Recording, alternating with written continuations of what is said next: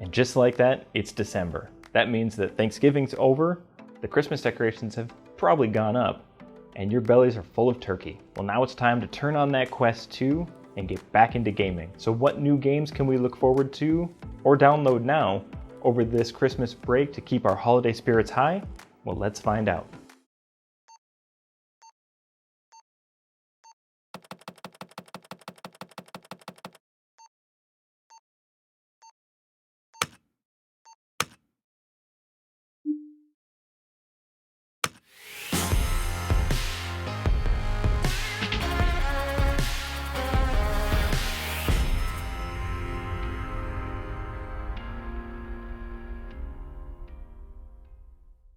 So first up, we have Population 1. No, this is not a new release. It's been out for a while now, but it is a seasonal update, and it's one that I cannot get enough of. The fact that Big Box is following a Fortnite style of continuous updates and map changes really warms my heart. It's winter in the city and it looks fantastic. We've got frosty trees, snow hills, and no, the graphics aren't going to blow your mind, but this is VR, remember. But it is good enough to distract me, and I love it. There are jingle bells in the intro and the sound of snow crunching under your feet as you run around. This shows the dedication to the user base and keeps me consistently picking this game over everything else. I genuinely hope that this game continues to pick up momentum and gets the recognition that it deserves. Fingers crossed for solo gameplay and competitions in the near future. Next, we have Contractors. This onward Pavlov-style first-person shooter comes to us in a pretty empty market on the Quest, with only these two main titles being offered. I haven't had a whole lot of time to play this, and I didn't download the beta, but from the gameplay that I have had a chance to experience, it looks like a pretty solid game. There is quite a challenge coming from something like Population 1 that has a set button assignment, and then switching over to Contractors, which has a completely different layout. And that means that simple things like reloading gets my brain all confused. So if you are into realistic first-person shooters and are looking for both solo and multiplayer options, this is a fantastic choice. My only complaint, and this is one that I have about several different titles, is that you cannot change the locomotion to smooth, instead being forced to move a set amount of degrees left and right when you move your joystick. This stepping motion, for me, actually gets me more disoriented than if it were smooth. But for some, smoothing that motion out can actually make things worse. So that's why we need, you guessed it, an option to choose either one. By the time this video releases, it will be available to download, so head to the store and check it out. Another early December release is Prison Boss.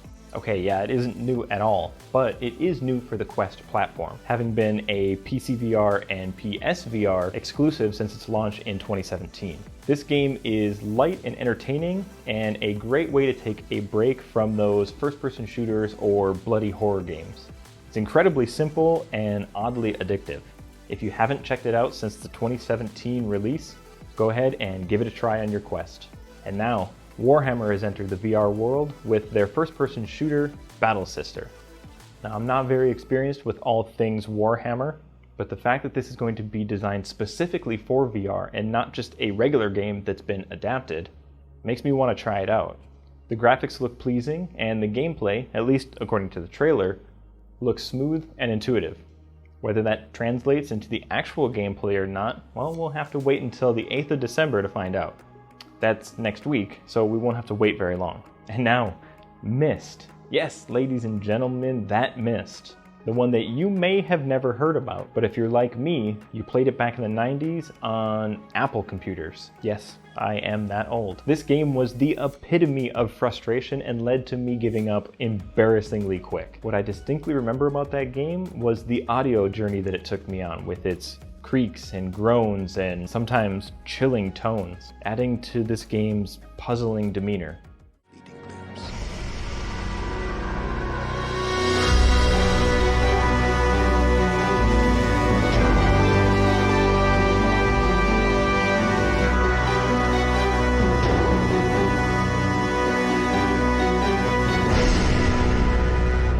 I will be downloading this the second it releases and playing it not for nostalgia, but because that I think it is going to offer a visually pleasing and thoroughly challenging experience. Now, this game launches on December 10th. Up next, we have one of the most highly anticipated launches of 2020, Medal of Honor Above and Beyond. I have been a long-time player of all things first-person shooter, from Battlefield to Call of Duty and everything in between. Medal of Honor aims its sights directly at people like me with the goal of bringing us all into the virtual environment. The graphics look incredible, and from what the trailer shows, the gameplay seems to be focusing squarely on the mechanics of navigating weapons and movement in a virtual battlefield. This one is coming to us on December 11th. And lastly, we have Microsoft Flight Simulator, the crisis of 2020, and by far the most strikingly beautiful simulator to date. This sim brings even the most baller of gaming rigs to its knees, and now it's getting a VR upgrade. I'm sure the dev team has really got their hands full trying to balance performance and visuals on this, because we all know that what runs great on a single screen runs half as great in VR. I'm hoping for a significant step up from DCS, with a main focus on running smooth through the full line of 30 series and 6000 series graphics cards. This will be coming to our eyeballs sometime in late December. I think it's rumored that it's going to be on the 23rd of December, and will be available not just for Windows Mixed Reality, but for PC VR as well. So whatever headset you might have, well, except for a Quest and Quest 2 that aren't using the Oculus Link, Microsoft has got you covered. That's a look at this month's new releases. Thanks for watching, and join me next month when we take a look at what 2021 has to offer. See you next time.